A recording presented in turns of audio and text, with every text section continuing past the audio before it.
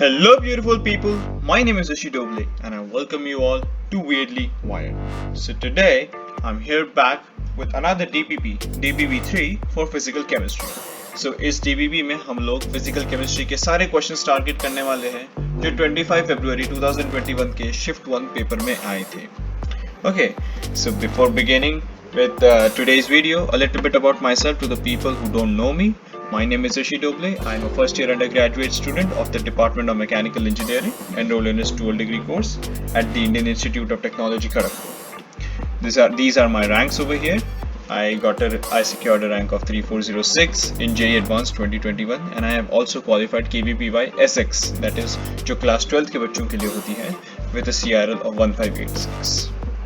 Let us begin with today's video with question number 1.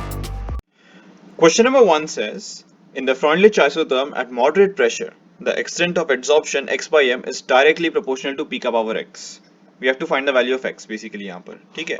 So Freundlich isotherm का हम equation लिखते हैं, that is log of x by m मतलब mass of adsorbent upon mass of adsorbate, जो adsorb हो रहा है upon जो adsorb कर रहा है.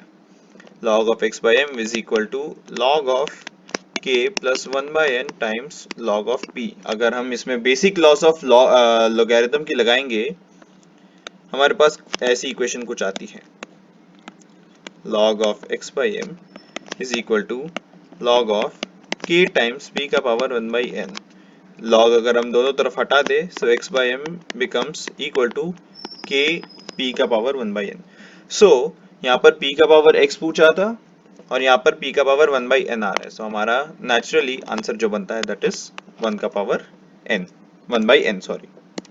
Question number 2 talks about the complete combustion of 1.8 gram of an oxygen containing compound CHHYOZ gives 2.64 grams of CO2 and 1.08 grams of H2O. The percentage of oxygen in the organic compound is. अभी एक method इसका ये हो सकता है कि हम x, y, z की वैल्यूज निकाल लें, लेकिन वो काफी लेंदी प्रोसीजर है, तो हम लोग एक छोटा सा तरीका अपनाएंगे because time is of essence in JEE Mains examination. ठीक है, तो हम देखें, let us find the number of moles of CO2. Now जितने CO2 के मोल्स है उतने कार्बन के भी मोल्स होंगे, क्योंकि कार्बन कंप्लीट ऑक्सीजन की बात हो रही है ना. यहाँ पर कंप्लीट ऑक्सीजन में कार्बन जो है पूरा का पूरा CO2 बन जाएगा, हाइड्रोजन जो है पूरा का पूरा H2O बन जाएगा, है ना. कार्बन हाइड्रोजन और ऑक्सीजन जो भी है वो दोनों कंप्लीटली वाटर बना रहे हैं, ठीक है. कार्बन जो है कंप्लीटली CO2 बना रहा है. So number of moles of CO2 is equal to number of moles of carbon. Now this is equal to 2.64 divided by 44. This is equal to 0.06 moles, ठीक है. ऐसे ही सिमिलरली अगर हम number of moles of hydrogen find करें which is equal to twice the number of moles of water, ठीक है. twice the number of moles of water, तो कितना हो गया 2 times 1.08 divided by 80. this is equal to 0.12 moles, ठीक है. अगर हमें गिवन है 1.8 grams of oxygen containing compound, तो मास ऑफ ऑक्सीजन कितना होगा. हमारे पास मोल्स ऑफ हाइड्रोजन है, मोल्स ऑफ कार्बन है, तो हम मास ऑफ हाइड्रोजन और मास ऑफ कार्बन भी ढूंढ सकते हैं. अगर हम उस मास को टोटल मास ऑफ कंपाउंड में से निकाल दे तो फिर हमारे पास मास ऑफ ऑक्सीजन आ जाएगा, ठीक है. मास ऑफ ऑक्सीजन कितना होगा फिर 1.8 minus 0.06 into 12. Atomic mass of carbon is 12 minus 0.12 into 1. Atomic mass of hydrogen is 1, ठीक है. अभी ये सब कर कुरा के हमारे पास फाइनली जो मास ऑफ ऑक्सीजन आता है दैट इज 0.96 ग्राम्स, ठीक है. अभी हमारे पास मास ऑफ ऑक्सीजन है, हमारे पास टोटल मास भी गिवन है, हमें फाइंड आउट क्या करना है, percentage of oxygen find out करना है हमें. परसेंटेज ऑफ ऑक्सीजन अभी कैसे फाइंड आउट होगा, काफी सिंपल है. It is simply 0.96 divide by 1.8 percentage oxygen, ठीक है. Now this becomes equal to 53.33%, ठीक है. 53.33% आता है which is option number 2. Option number 2 is the correct answer, ठीक है.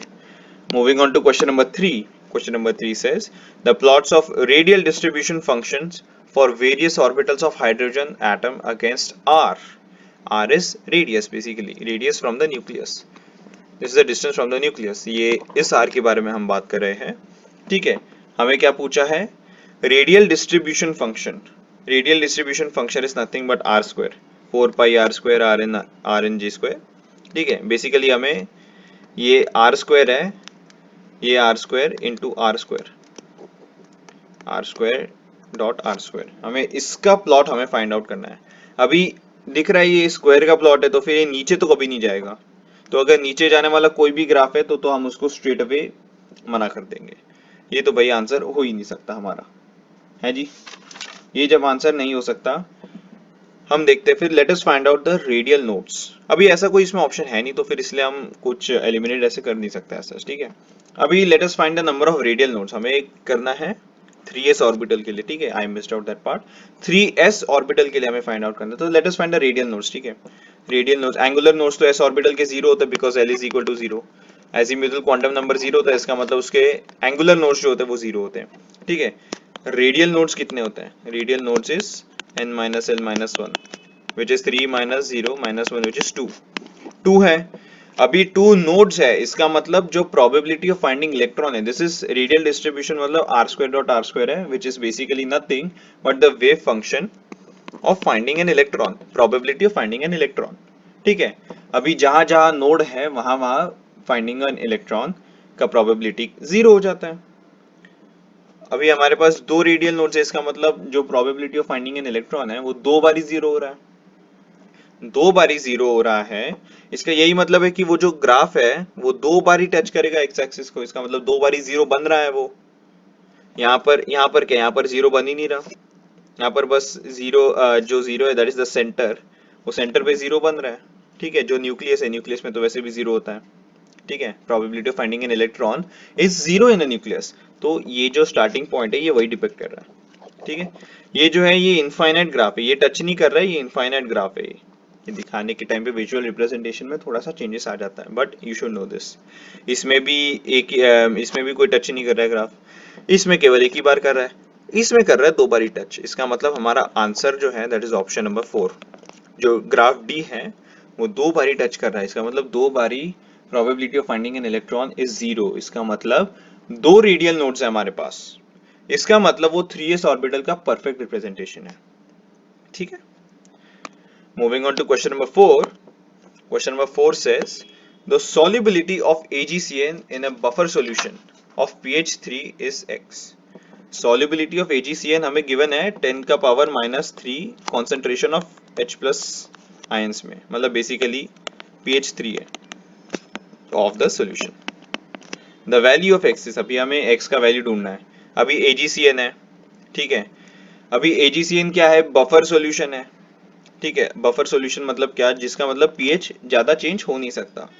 अभी इसमें क्या होगा, इसमें हमें HCN गिवन है, AgCN गिवन है, इसका मतलब HCN AgCN का कुछ ना कुछ तो रोल होगा यहाँ पर, ठीक है. तो चलो देखते हैं.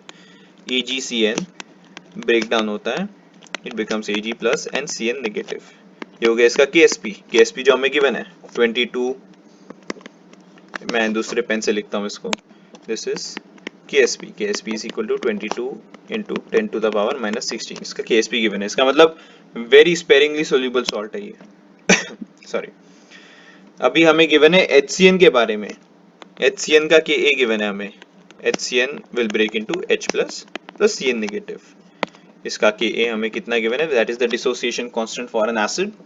In case you don't know what is Ka, जो कि पता होना चाहिए अभी if you are solving the paper. So Ka हमें गिवन है 6.2 into 10 to the power minus 10, ठीक है. Let us go.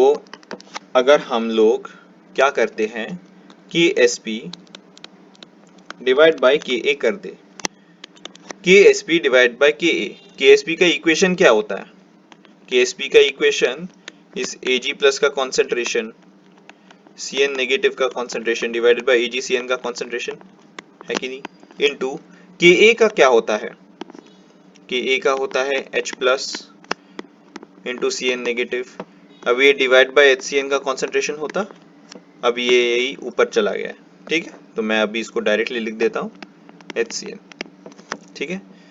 ये CN नेगेटिव तो ये तो कैंसिल हो गया, ठीक है. अभी जब ये दोनों साथ में इक्विलिब्रियम में है, ये दोनों साथ में इक्विलिब्रियम है, तो हमारे पास कॉमन डिनोमिनेटर Cn नेगेटिव है। We have the common denominator Cn negative. अगर Cn नेगेटिव कॉमन डिनोमिनेटर है, इसका मतलब Ag प्लस और HCN का भी ऑलमोस्ट ऑलमोस्ट इक्वल हो जाएगा। It becomes almost almost equal.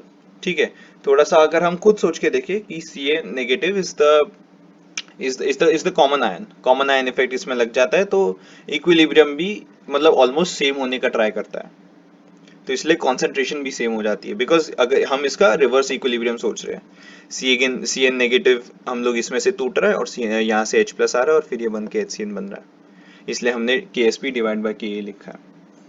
ठीक है, जो Cn नेगेटिव AgCN से टूट रहा है, वो जो pH सोल्यूशन है उसके H प्लस से कंबाइन करके HCN बना रहा है, इसीलिए ये Ka है, इसीलिए ये इनवर्स ऑफ Ka है।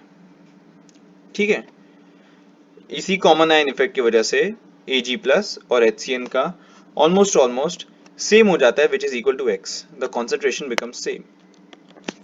तो हम इसको x स्क्वायर लिख सकते हैं। H प्लस का हमें कॉन्सेंट्रेशन कितना गिवन था, 10 का power -3, and AgCN is a solid, solid का हम कॉन्सेंट्रेशन 1 ही मानते हैं, तो इसका तो फिर हमें कुछ, हम इसके आगे क्या कैलकुलेट ही तो करना है। 2.2 sorry 2.2 into 10 to the power -16 divided by 6.6 into 10 to the power -10। इसको अगर हम सॉल्व करें, so x square comes out to be 10 का power -8 divided by 30। This gives us x is equal to 1.9 into 10 to the power -5। अभी ऐसे जो calculations है, ऐसे कैलकुलेशंस सिर्फ अप्रोक्सीमेशन के बेसिस पर ही तुम सॉल्व कर सकते हो, बिकॉज कैलकुलेटर तो तुम्हारे पास होगा नहीं जेईई मेंस में। ठीक है, so the answer comes out to be option number 2। ठीक है, दूर दूर वैल्यूज है तो अप्रोक्सीमेशन से काम चल सकता है। Moving on to question number 5. Question number 5 says the ionization enthalpy of Na plus in the formation of Na gas, Na plus से Na plus फॉर्म हो रहा है Na gaseous atom से, इसका ये हमें हीट गिवन है, इलेक्ट्रॉन गेन एंथैल्पी Br का हमें इतना गिवन है, so and so give the lattice enthalpy of NaBr। अब ये टिपिकल थर्मोडायनेमिक्स का हेस लॉ का क्वेश्चन है, काफी सिंपल क्वेश्चन है ये। What you been given, Na gaseous forms Na plus. ठीक है, हम इसको नाम देंगे ionization enthalpy first of Na plus, Br gaseous, yeah, I am just using the definitions associated with these quantities, okay। अभी Na plus Na gaseous से Na plus बन रहा है, मतलब क्या, ये आयोनाइजेशन एंथैल्पी की डेफिनेशन है, इसलिए मैंने यहाँ पर आयोनाइजेशन एंथैल्पी फर्स्ट लिखी है, क्योंकि पहला इलेक्ट्रॉन निकल रहा है सोडियम से। ठीक है, अभी जो ब्रोमियम है, ब्रोमियम गैशियस में से जब Br नेगेटिव बनता है, that is essentially the definition of electron gain enthalpy of the species. Gaseous atom अगर इलेक्ट्रॉन गेन करता है तो that is the electron gain enthalpy. ठीक है, तो यहाँ पर हम delta EgH first of Br negative, of Br not Br negative, ये क्या बनाते हैं, Na plus gaseous Br negative gaseous, ये जब दोनों कंबाइन करते हैं this forms NaBr। I am really sorry, interface का थोड़ा सा प्रॉब्लम है। NaBr, NaBr क्या होता है, सॉलिड, NaBr इज सॉलिड। इसमें क्या, डेल्टा हीट ऑफ फॉर्मेशन निकलती है, इसमें लैटिस एंथैल्पी इसमें से नेगेटिव होगी, क्योंकि lattice enthalpy is needed to form NaBr। Lattice enthalpy is the energy that is needed और released while the formation of ionic compounds. ठीक है, गैशियस आयोनिक स्टेट्स में से जब कंपाउंड फॉर्म होता है, आयोनिक कंपाउंड फॉर्म होता है, तब लैटिस एंथैल्पी रिलीज होती है या गेन होती है, जैसे भी। Okay, delta HF is equal to lattice enthalpy plus ionization enthalpy plus delta HEG, delta EG, sorry not delta HEG, क्योंकि यहाँ पर तो अगर हम यहाँ पर ये बोल रहे हैं कि लैटिस एंथैल्पी जो है वो रिलीज हो रही है, तो हम यहाँ पर -Le लिख देंगे, delta HF is needed and Le is released। this is my convention that I am using, कि अगर डेल्टा HF रिलीज हो रहा है तो हम इस साइड में पॉजिटिव लिख देंगे उसको, और अगर Le जो सॉरी डेल्टा HF लग रहा है -Le इसलिए करें क्योंकि Le रिलीज हो रहा है। ठीक है, यूजिंग दैट कन्वेंशन मैंने ये वाला इक्वेशन लिखा है। ये इक्वेशन लिखने के बाद इट बिकम्स अगर हम इसको कैलकुलेट करें 495.8 plus minus of 32.5 plus minus of 728.4, ये सारी एनर्जीज रिलीज हो रही है इसलिए ये माइनस है। मैं यहाँ पर कैलकुलेट करके लिखूंगा -557.6 इंटू 10⁻⁻1 किलो जूल पर मोल। ठीक है, तो that comes out to be our answer. Answer आ गया। ये this was a numerical question, numerical question given था, माइनस साइन भी हमें गिवन था, तो answer essentially becomes 557.6। Mind you 2021 में जब मैंने अपना जे मेंस दिया था तब न्यूमेरिकल्स में डेसिमल पॉइंट्स भी चलते थे, अभी डेसिमल पॉइंट्स हटा दिए हैं इस साल के पैटर्न में। फिजिकल केमिस्ट्री के जो क्वेश्चंस है that is mostly seen in the numerical analysis. Numerical questions जो होते हैं उसी में ही दिखते हैं मोस्टली फिजिकल केमिस्ट्री के। इनऑर्गेनिक और ऑर्गेनिक के दिखते हैं मल्टीपल चॉइस में, बिकॉज उसमें कंफ्यूजन करने का चांस आता है। Okay, so let us move on to question number 6। Question number 6 हमें ये बताता है, in basic medium CrO4 2 negative oxidizes S2O3 2 negative to form SO4 2 negative and itself changes into CrOH whole 4 negative। Redox reaction हो रहा है basically यहाँ पर। इसका वॉल्यूम हमें इसका कॉन्सेंट्रेशन गिवन है और वॉल्यूम और इसका वॉल्यूम और कॉन्सेंट्रेशन दोनों गिवन है। यहाँ पर हमें इक्विवेलेंट्स को बैलेंस करना है। Equivalent of 1 is equal to equivalent of 2, N1V1 is equal to N2V2 और M1V1 into N1 small n1 that is the n factor. हम इसको n फैक्टर बोलते हैं, मतलब कितना चेंज ऑफ इलेक्ट्रॉन्स आया है पर मॉलिक्यूल। पर मॉलिक्यूल कितना चेंज ऑफ इलेक्ट्रॉन्स आया है उसको हम n फैक्टर बोलते हैं, is equal to M2V2 small n2। This is equivalence. Equivalence जो होता है किसी भी रिडॉक्स रिएक्शन में, इक्विवेलेंस जो होता है वो इक्विवेलेंट पॉइंट पे हमेशा सेम होते हैं। अगर हम इसको बैलेंस करें, let us first find out the n factor of the various species that are involved। CrO4 2 negative हमें यहाँ पर गिवन है कि CrOH4 नेगेटिव में बनता है। यहाँ पर Cr का क्या आएगा oxidation number, x minus 8 is equal to -2, so x is equal to +6। O के ऊपर -2 ही आएगा हमेशा और 4 ऑक्सीजन एटम्स है तो -8 हो जाएगा टोटल चार्ज, और इस पूरे मॉलिक्यूल के ऊपर -2 का चार्ज, इसका मतलब Cr के ऊपर +6 का चार्ज है, इसका मतलब ऑक्सीडेशन नंबर +6 है। यहाँ पर ऑक्सीडेशन नंबर कितना है, x minus 4 is equal to -1, this is +3। यहाँ पर +3 का ऑक्सीडेशन स्टेट है क्योंकि OH के ऊपर हमेशा -1 का ही चार्ज रहेगा, टोटल मॉलिक्यूल के ऊपर -1 का चार्ज है, so x minus 4 is equal to -1, so Cr का ऑक्सीडेशन नंबर +3 आ जाता है। So N1 turns out to be 6 minus 3 which is 3। दूसरी स्पीशीज हमें जो यहाँ पर गिवन है दैट इज S2O3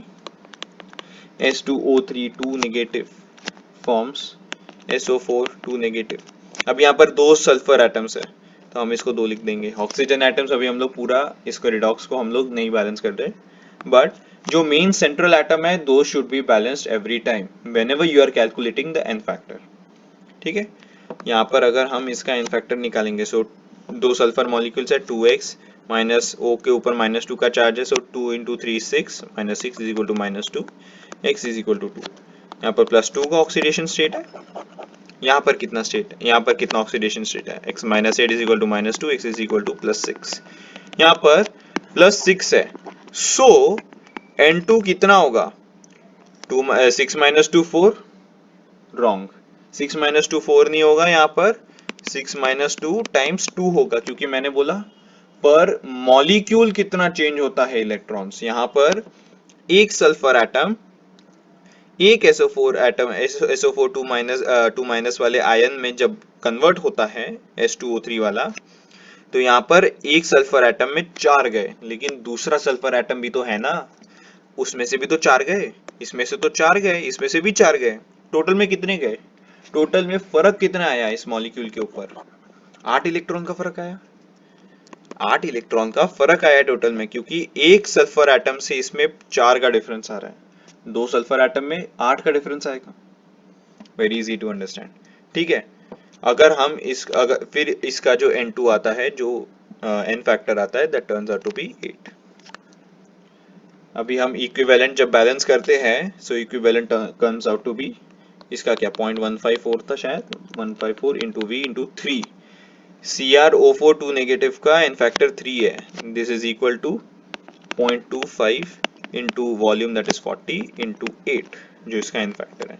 ये पूरा हम कैलकुलेट अभी मैंने इसको सिर्फ ml में ही रखा है क्योंकि दोनों तरफ जो है क्वांटिटी सेम है, तो अगर मैं यहाँ पर वॉल्यूम को ml में रख रहा हूँ तो यहाँ पर भी ml में ही आएगा आंसर। अगर मैं यहाँ पर मोलैरिटी में रख रहा हूँ मोल्स पर लीटर में, तो यहाँ पर भी मोल्स पर लीटर में ही कॉन्सेंट्रेशन है, और एन फैक्टर का तो यूनिट ही नहीं होता।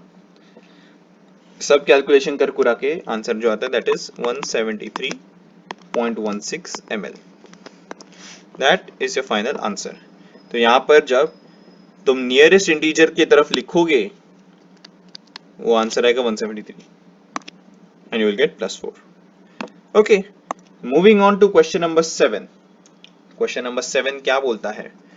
0.4 gram mixture of NaOH, Na2CO3 and some inert impurities was first titrated with n/10 HCl. अभी n/10 HCl है, इसका एक ही मतलब है कि m/10 HCl है, इसका मतलब 0.1 मोलारिटी HCl है।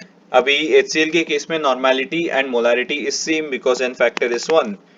एसिड्स के केस में एन फैक्टर क्या होता है? Number of ionizable H+ ions, ionizable H+ ions. This is altogether a different topic which maybe I will cover sometime soon in any shorts, but ionizable H+ ions है, यही इसका मतलब है। HCl में कितने? एक ही H+ आयन है, तो इसीलिए एन फैक्टर 1 है, तो इसलिए normality is equal to molarity, otherwise normality is equal to molarity into n factor, normally यही होता है। मूविंग ऑन, n/10 HCl से टाइट्रेट किया using phenolphthalein as an indicator. अभी इंडिकेटर वाली theory should be very known to you, क्योंकि ये काफी बारी पूछा भी जाता है कि भाई फिनोफ्थलीन इंडिकेटर यूज कर लिया, मिथाइल ऑरेंज यूज कर लिया, या फिर दूसरा कौन सा इंडिकेटर यूज कर लिया। वैसे दूसरा कौन सा पूछेंगे नहीं, मिथाइल ऑरेंज या फिनोफ्थलीन ही पूछेंगे। 17.5 ml of HCl was required at the end point. पूरा टाइट्रेशन में m/10 HCl का हमें एंड पॉइंट पे 17.5 ml हमें चाहिए, फर्स्ट एंड पॉइंट पे। फर्स्ट एंड पॉइंट क्यों बोला, देखते हैं। After this methyl orange was added and titrated. ठीक है, इसके बाद हमने जब मिथाइल ऑरेंज को यूज किया, टाइट्रेट किया, 1.5 ml of same HCl was required for the next end point. देखा, इसने भी वही सेम टर्मिनोलॉजी यूज की है जो मैंने यूज की है। नेक्स्ट एंड पॉइंट की बात हो रही है। The wait percentage of Na2CO3 in the mixture. ठीक है भाई, क्या करते हैं जब हमें कुछ नहीं पता तब हम अज्यूम करते हैं। Moles of NaOH let it be P और Na2CO3 का let it be Q। NaOH का मोल्स P मान लिया, Na2CO3 का Q मान लिया हमने। फर्स्ट एंड पॉइंट की बात करते हैं, फर्स्ट एंड पॉइंट की हम बात करते हैं। NaOH प्लस HCl क्या देगा? NaCl प्लस H2O, और Na2CO3 प्लस HCl और rather 2HCl will give us, उसी के 2HCl नहीं, यहाँ पर टोटल नहीं हो रहा, right, that is the point I wanted to make. अभी हम लोग सोचते कि 2HCl करते हैं, अभी मेरे भी दिमाग में 2HCl आया था, बट यहाँ पर एक हमें लाइन गिवन है विच सेज कि phenolphthalein as an indicator. Phenolphthalein as an indicator के वजह से क्या होता है मैं अभी दिखाता हूँ।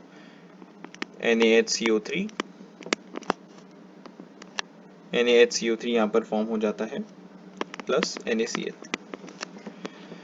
मैंने यहाँ पर अटैच किया मेरे नोट्स में से, double titration is a topic. यहाँ पर यही गिवन है, फर्स्ट एंड पॉइंट और सेकंड एंड पॉइंट की बात हो रही है। फर्स्ट एंड पॉइंट में हम लोग phenolphthalein as an indicator use करते हैं, सेकंड में हम methyl orange as an indicator use करते हैं। यहाँ पर भी सेम है, NaOH, Na2CO3 और NaHCO3 की हम लोग सॉल्युबिलिटी की बात करते हैं। Now methyl orange is a very good indicator, इतना गुड इंडिकेटर है कि अगर हम पूरे तीनों के मिक्सचर को मिथाइल ऑरेंज में डाल देंगे तो वो तीनों का साथ में रिएक्शन करके वो बता देगा एंड पॉइंट हमें। ठीक है, नाउ फिनोफ्थलीन का केस ऐसा नहीं है। फिनोफ्थलीन का केस ऐसा है कि NaOH जो है वो पूरा रिएक्ट हो जाएगा, लेकिन Na2CO3 है वो सिर्फ पार्शियली रिएक्ट होके NaHCO3 पर ही रुक जाएगा, और फिनोफ्थलीन उधर तक ही एंड पॉइंट दिखाएगा सिर्फ। फिनोफ्थलीन जब हम यूज करते हैं और इन तीनों का मिक्सचर लेते हैं, ऊपर वाले क्वेश्चन में NaHCO3 गिवन है नहीं है मिक्सचर में, लेकिन अगर हम ये तीनों जब मिक्सचर में लेते हैं तो पहली बात तो इनकी बेसिक स्ट्रेंथ जो है NaOH की ऑब्वियसली ज्यादा है, फिर Na2CO3 की है, फिर NaHCO3 की है। Na2CO3 का आधा ही पहला ही रिडक्शन टेक प्लेस होता है, दोनों रिएक्ट करने वाले हाइड्रोजन इसमें से डिस्प्लेस नहीं होते हैं। एक ही एंड पॉइंट दिखाता है, तो दूसरा एंड पॉइंट हम चेक करने के लिए मिथाइल ऑरेंज यूज करते हैं। इसके वजह से हम लोग NaOH, Na2CO3 और NaHCO3 की हम इंडिविजुअल क्वांटिटीज हम लोग मेजर कर सकते हैं, तो इसीलिए इसको डबल टाइट्रेशन बोलते हैं, क्योंकि हम दो बारी टाइट्रेशन कर रहे हैं, दो एंड पॉइंट निकाल रहे हैं। यहाँ पर भी सेम ही सीन है, सीन वही है सॉरी, जब फिनोफ्थलीन यूज किया तब Na2CO3 पार्शियली ही रिएक्ट किया, NaHCO3 तक ही था, क्योंकि फिनोफ्थलीन की औकात ही उतनी है कि वो उधर तक ही तुमको बताएगा, इसके आगे जो हुआ वो नहीं बताएगा, वो बता ही नहीं सकता, क्योंकि pH रेंज के बाहर चले जाता है। फिर वो मिथाइल ऑरेंज जो है, मिथाइल ऑरेंज इसके बाद हम यूज कर रहे हैं, तो इसीलिए अगर हम जब लिखते हैं number of moles of NaOH plus number of moles of Na2CO3, जब हम लिखते हैं दिस बिकम्स 17.5 इंटू 10 का पावर -3 डिवाइडेड बाई 10। 10 क्यों, हमने यहाँ पर 17.5 ml है, ये लीटर्स में किया हमने, और ये जो है ये मोलारिटी है, ये मोलारिटी इंटू वॉल्यूम, सॉरी हाँ, ये क्या किया, मोलारिटी इंटू वॉल्यूम ही किया हमने ये। This becomes equal to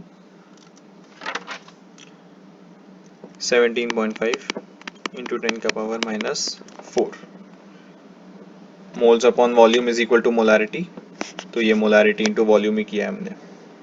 number of moles upon volume होता है, this is equal to molarity, right, तो molarity into volume is number of moles, ये नंबर ऑफ मोल्स है टोटल। सेकेंड एंड पॉइंट में क्या करते हैं, सेकेंड एंड पॉइंट में सिर्फ जो बचा हुआ NaHCO3 है, सिर्फ वही HCl के साथ रिएक्ट किया, NaCl plus H2O plus CO2।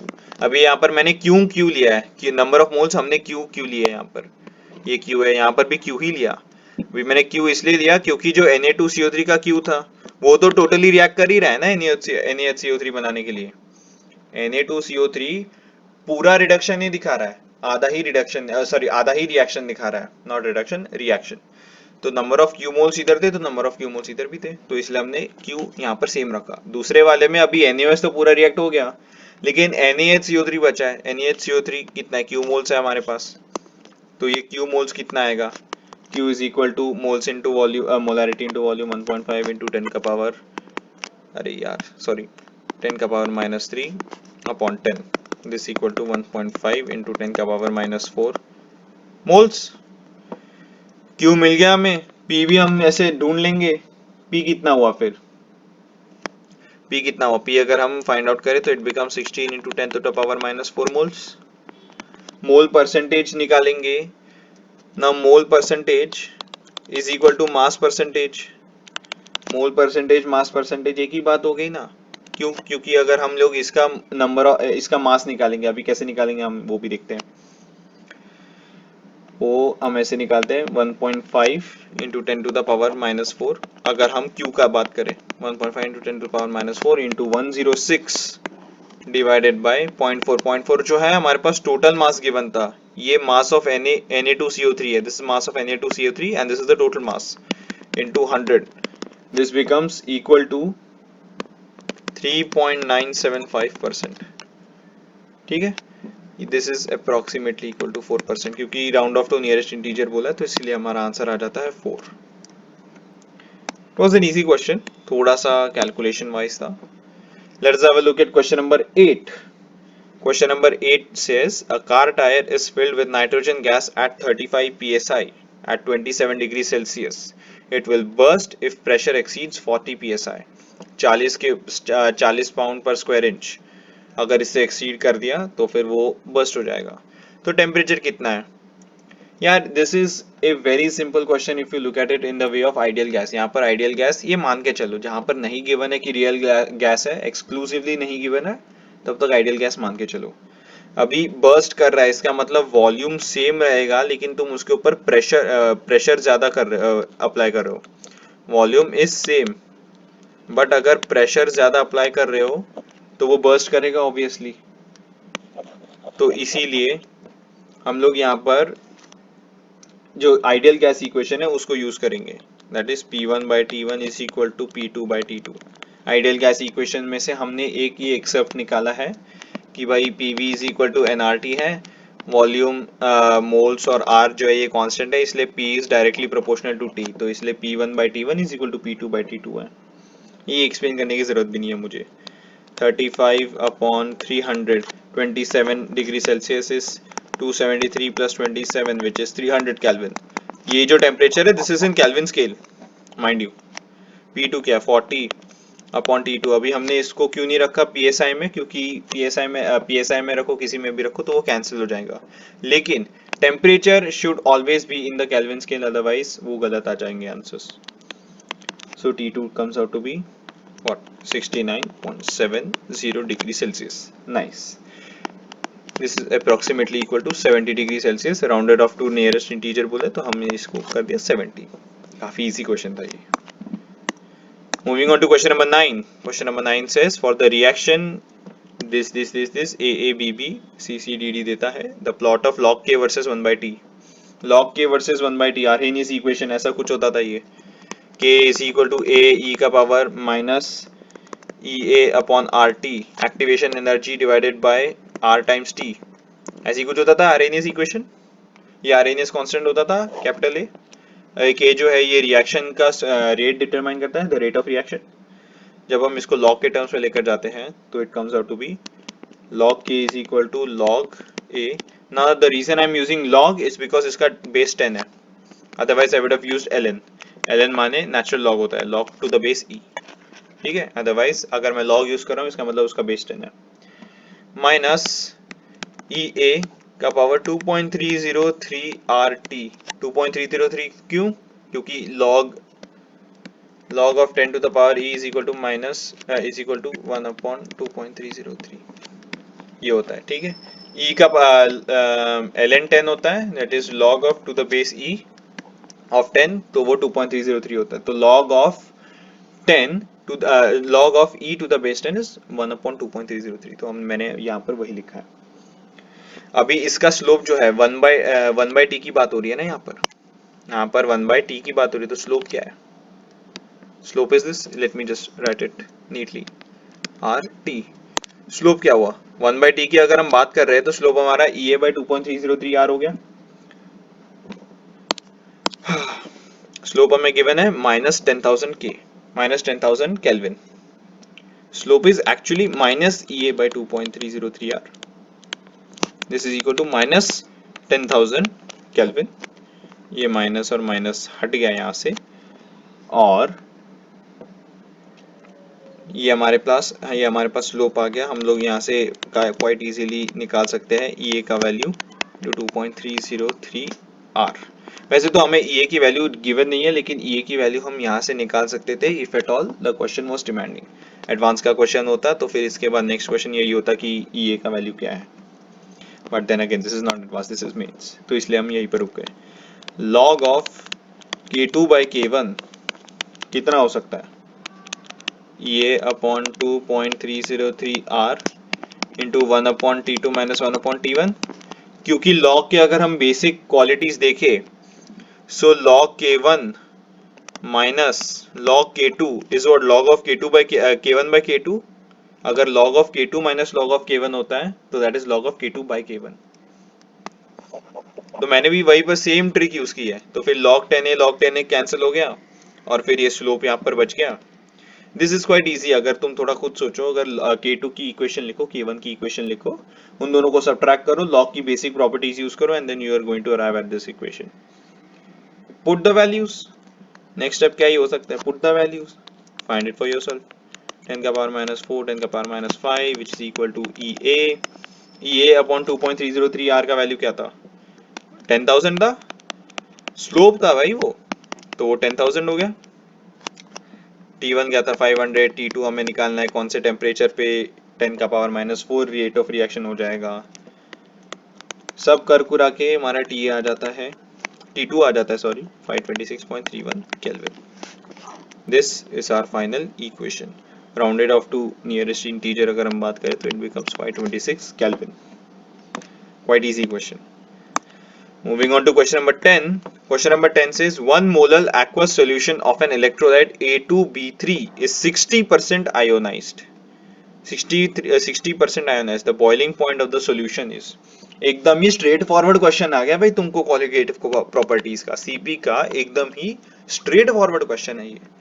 A2B3 का अगर हम मेंटो फैक्टर कैलकुलेट करें तो it becomes 1 plus n minus 1 into alpha. n क्या होता था? n is the total number of atoms that is present. इसमें इस केस में 5 है. Total number of atoms that could have dissociated if alpha would have been 1. और 100% अगर dissociation होता तो जितने वो बिखर जाते उसके लिए n है. That is the number of atoms that could have dissociated had the molecule been dissociated completely. जितने नंबर ऑफ एटम्स के अंदर ब्रेक करेगा मतलब जितने नंबर ऑफ एटम्स उस आयन में उस आयोनिक कंपाउंड में प्रेजेंट है वो आयनिक कंपाउंड क्या कंपाउंड में इन जनरल प्रेजेंट है. ठीक है. अभी अगर तुम HCOH की भी बात करोगे तो तुम ये थोड़ी ना बोलोगे कि भाई इसमें कितने 1 2 3 4 5 प्रेजेंट है तो n इज इक्वल टू 5 हो जाएगा ना. That is very absurd because ये ब्रेक ही होता है H प्लस और HCOO नेगेटिव में. तो n तुम 2 ही बोलोगे इसके अंदर मतलब जितने स्पीशीज के अंदर वो ब्रेक कर सकता है एट द मैक्सिमम एक्सटेंट हम उसको n का वैल्यू असाइन करते हैं. इस केस में A2B3 गिवन है एंड A2B3 गिवन है इसका मतलब हम A2B3 को आयोनिक कंपाउंड मान रहे हैं. इसका मतलब ये कंप्लीटली A में हम ये डिसोसिएट करेगा तो इसलिए हम n इज इक्वल टू 5 इस केस में मान रहे हैं. सो वेंटो फैक्टर इस केस में आ जाता है 1 plus n minus 5 minus 1 is 4. Alpha कितना है? 60% आयोनाइज्ड है. इसका मतलब alpha is 0.6. Alpha is always alpha क्या अल्फा में अल्फा हमेशा बिलोंग करता है इस रेंज में. अल्फा इसी रेंज में बिलोंग करता है. The extent of dissociation degree of dissociation DOD बोल देते अपन इसको 4 times 1.6 so 1 plus 2.4 which is 3.4 इसका वेंटो फैक्टर आ गया. कॉलिगेटिव प्रॉपर्टीज के अगर हम फॉर्मूला लगाते हैं it is equal to I kbm. m is what? m is molality. Molality 1 molar given है हमें. दिस बिकम्स 3.4 इंटू kb क्या गिवन है? 0.52 into 3 into 1. Molality is 1. Find कर लो भैया. तुमको डेल्टा टीबी तुमने निकाल दिया. डेल्टा टीबी कितना आएगा? 1.768 kelvin. Now delta TB is what? T2 minus T0 is equal to delta TB. मतलब जो बॉइलिंग पॉइंट है वो कितना राइज किया है? बॉइलिंग पॉइंट राइज होता है. फ्रीजिंग पॉइंट कम हो जाता है जब हम कोई भी प्योर सब्सटेंस के अंदर कोई भी हम लोग ऐसे कॉलिगेटिव प्रॉपर्टीज यूज करके कोई भी अगर हमें सॉल्यूट डाल देते हैं तो बॉइलिंग पॉइंट बढ़ता है फ्रीजिंग पॉइंट कम हो जाता है क्योंकि प्रेशर वेरिएशन आ जाता है ना. RLVP के वजह से प्रेशर एटमॉस्फेरिक प्रेशर रीच करने के लिए हमें थोड़ा ज्यादा हीट देना पड़ता है. इसलिए जो डेल्टा TB है ये देखो ऐसा कुछ ग्राफ होता है ना. This is suppose the atmospheric pressure. This was normal. जब हमने सोल्यूट डाल दिया तो फिर उसका पार्शियल प्रेशर XP हो जाएगा. X belongs to this range. इस रेंज में बिलोंग करता है तो इसलिए जो प्रेशर है उसका नॉर्मली वो कम हो जाएगा तो फिर थोड़े ज्यादा हीट पे वो एटमॉस्फेरिक प्रेशर रीच करेगा. इसीलिए ये डिफरेंस को हम डेल्टा TB बोलते हैं. That is what is colligative properties actually. So delta TB हमें पता है. So T2 is equal to what? 1.768 plus T0 इस केस में क्या है? वाटर का normal boiling point is 373.15 kelvin. इसको हम अगर ऐड करते हैं तो तुम्हारा आंसर आएगा 374.918 केल्विन. राउंड ऑफ करके 375 केल्विन आ जाता है. अगर ये 0.15 नहीं लगाओगे ये 3 डेसिमल प्लेस नहीं लोगे तो शायद तुम्हारा आंसर 374 आ जाए. और उस केस में गलत भी हो सकता है. गलतियां होती भी है और NTA नहीं मानेगा नहीं सुनेगा तुम्हारी. बोलेगा कि भाई तुमने एक्स्ट्रा डेसिमल प्लेसेस यूज करके तुम बाद में राउंड ऑफ करना. कभी भी पहले राउंड ऑफ मत करना. This is a pro tip. कभी भी पहले राउंड ऑफ नहीं करना चाहिए पेपर में क्वेश्चन में. ठीक है. Answer comes out to be 375 kelvin. Question number 11 and the last question of the day. The reaction of cyanamide NH2CN with oxygen was run in a bomb calorimeter thermodynamics का question है। I know ये thermodynamics is a topic जो काफ़ी बच्चों को पसंद नहीं आता है, कॉलेज में तो और भी प्रॉब्लम देगा ये। ठीक है, मैं I am not trying to scare you, but if you try and understand it is simple. अगर थोड़ा सा भी समझोगे तो केमिस्ट्री का फिर भी थोड़ा फिजिक्स से आसान होता है। Anyways, delta U was found to be minus 742.24 kJ per mole. Magnitude of delta H at 298 Kelvin for the reaction, ये रिएक्शन गिवन है, प्लस CO2, वो थोड़ा सा एरर था तो इसलिए मैंने रेक्टिफाई कर लिया उसको, इज सो एंड सो। अपन को फाइंड करना है डेल्टा H का मैग्नीट्यूड, हमें डेल्टा H ढूंढना है। डेल्टा U पता है, डेल्टा NG पता है और RT तो हमारे पास पता है ही। इससे कुछ याद आ रहा है? अगर हम ऐसा सोच सकते हैं तो क्या याद आ रहा है? Delta H is equal to delta U plus delta NG/RT, ये एक इक्वेशन होती थी। This is the heat at constant pressure, this is the heat at constant volume, और ये डेल्टा NG/RT है। This is the change in gaseous moles, the change in the number of gaseous moles. Delta NG इस case में क्या होगा? Let us find out. Delta NG इस case में यही होगा 1 + 1 - 3/2 विच इज 1/2 है जी। तो डेल्टा H अगर हम फाइंड करें, delta H is equal to क्या, हमें पता नहीं है। डेल्टा U हमें गिवन है, डेल्टा U क्या गिवन है? -742.24 kJ। kJ में गिवन है तो kJ में ही यूज करेंगे, इसलिए मैं 1000 से डिवाइड कर रहा हूँ। किलो जूल माने 10⁻³ होता है, तो हम ये भी अगर मैंने kJ में रखा है तो इसलिए मैं इसको भी 1000 से डिवाइड करूंगा। इंटू 1/2 टाइम्स R क्या है? 8.314 जूल पर मोल केल्विन, इंटू टेम्परेचर। टेम्परेचर क्या? 298 हमें गिवन है। डेल्टा H एट 298, ये देखो, this is the biggest hint. नहीं तो टेम्परेचर ऐसा स्पेसिफाई हमें किया गया नहीं है, लेकिन यहाँ पर डेल्टा H एट 298 पूछे तो हम लोग 298 हम लोग यहाँ पर यूज कर रहे हैं। ये पूरा करने के बाद हमारे पास आता है -741 kJ per mole. That is the value of delta H at 298 Kelvin. And this is our answer. Round of वगैरह सब कर कुरा के आंसर आता है -741। यहाँ पर मैग्नीट्यूड पूछा था तो माइनस लिखने की जरूरत नहीं है, ठीक है, मैग्नीट्यूड पूछा था। With this we have come at an end. So last and foremost thing is be limitless, because I know you are limitless. All the best.